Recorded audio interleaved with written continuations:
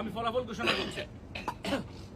সাংগঠনিক সম্পাদক পদে মোহাম্মদ সাইদুল ইসলাম, তিনি পেয়েছেন 791 ভোট।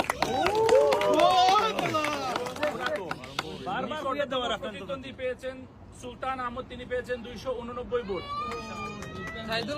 সাইদুল ইসলামকে বিজয়ী ঘোষণা করা হলো। পরবর্তী পদ সাধারণ সম্পাদক।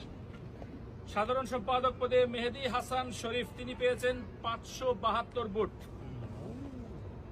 এবং আরেক প্রতিদ্বন্দ্বী বাবলুল হক খান, তিনি পেয়েছেন 533 ভোট। মেহেদী হাসান শরীফকে সাধারণ সম্পাদক পদে বিজয়ী ঘোষণা করা হলো।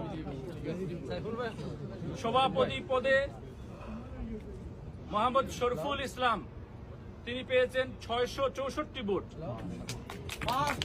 এবং আরেকজন প্রার্থী মোহাম্মদ আব্দুল হামিদ, তিনি পেয়েছেন 466 ভোট।